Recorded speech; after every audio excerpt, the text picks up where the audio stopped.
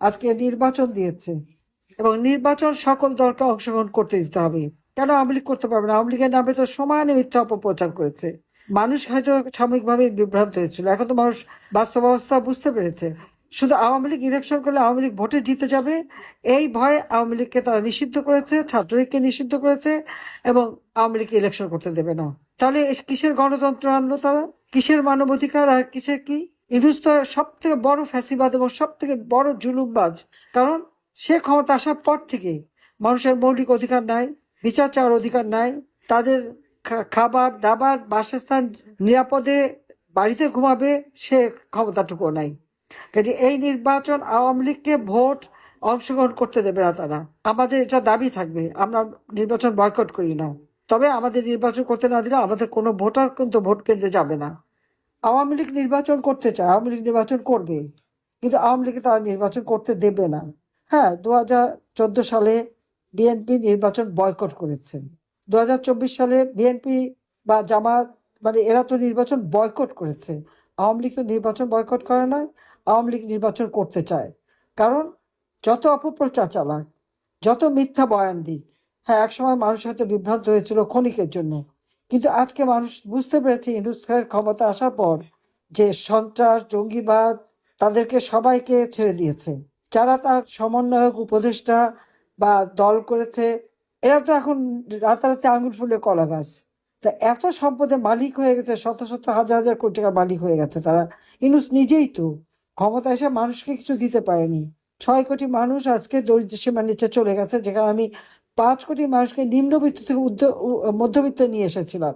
ইউনূসের একেবারে যারা ঘনিষ্ঠ, ইউনূস যাকে নিয়ে 2007 সালে দল করতে গিয়েছিল, সেই ডেইলি স্টারের সম্পাদক মাহফুজ আনাম সেক্রেটারি, ইউনূস প্রেসিডেন্ট, দল করতে গেল ফেল করলো। অথচ সেই প্রথম আলো ডেইলি স্টার সেখানেও আগুন দিল, সাংবাদিকরা আটকা পড়া, চিৎকার। অর্থাৎ এর আগে তো অন্যান্য যতগুলি পত্র পত্রিকা টেলিভিশন যখন যেটা ইচ্ছা আগুন দিয়েছে, পুড়িয়েছে, কেউ কিছু কথা বললে তাদের জুলুম করেছে এবং সব জায়গায় নিজের এজেন্ট লাগিয়ে দিয়েছে। করতে করতে এমন জায়গায় গেছে যে নিজেদের দোস্তেরটাও এখন আর ছাড়েনি, সেটাও হামলা করলো। এটাই হচ্ছে বাস্তব কথা। কারণ একবার এই ধরনের অন্যায় করতে করতে সে অন্যায় যে কত দূর যায় এটা বোধহয় সীমা ছাড়িয়ে গেছে তারা। তো এইভাবে এই অত্যাচার নির্যাতন চলছে। আমরা এখনো বলি আমাদের সকল কারাগারে বন্দী যারা নেতাদের মুক্তি দিতে হবে, মিথ্যা মামলা প্রত্যাহার করতে হবে। আওয়ামী লীগ 14 দলীয় নেতাকর্মী, মুক্তিযোদ্ধা, সাবেক প্রধান বিচারপতি সহ পুলিশ অফিসার, সেনাবাহিনী অফিসার, আমাদের অন্যান্য যাদের বিরুদ্ধে মিথ্যা মামলা দিয়ে হয়রানি করা হচ্ছে, সমস্ত মামলা প্রত্যাহার করে তাদেরকে মুক্ত করতে হবে।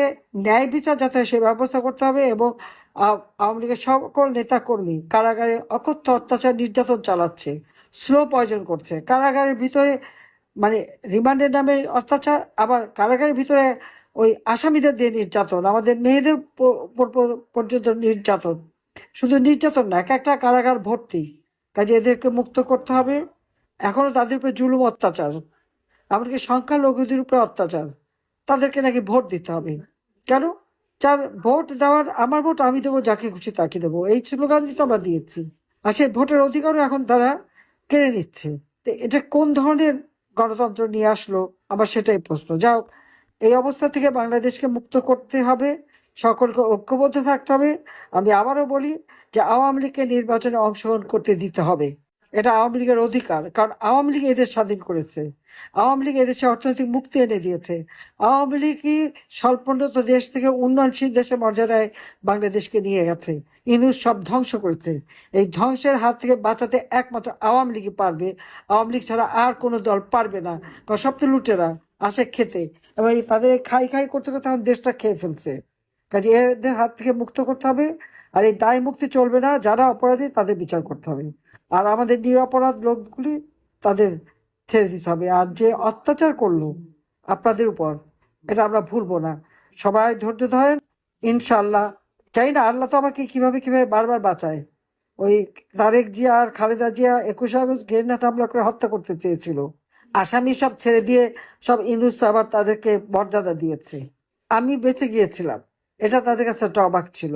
13টা গ্রেনেড মেরেছে, রণক্ষেত্রে যুদ্ধক্ষেত্রে যা ব্যবহার হয়, তারপর আমাকে আমার নেতাকর্মীকে বাঁচিয়েছি। এবারও ঠিক একই অবস্থা। তো যেখানেই থাকি বেঁচে আছি, আপনাদের পাশে আছি, জনগণের পাশে আছি, বাংলাদেশের মানুষের পাশে আছি, এটুকুই আমি বলবো। আমার জীবনে ওই একটাই, যে আমার বাবা এদেশ স্বাধীন করেছে, এদেশের দুঃখী মানুষের মুখে হাসি ফুটাতে চেয়েছে, আমরা হাসি ফুটিয়েছিলাম, সে হাসি কেড়ে নিয়েছে এই সুদখোর খুনি ইউনূস, জামাত, শিবির আর এনসিপি জঙ্গি সন্ত্রাসীরা। আবার বাংলাদেশের মানুষের ভাগ্য আমরা পরিবর্তন করব, এটাই হবে আমাদের একমাত্র প্রতিজ্ঞা। সবাই ভালো থাকেন।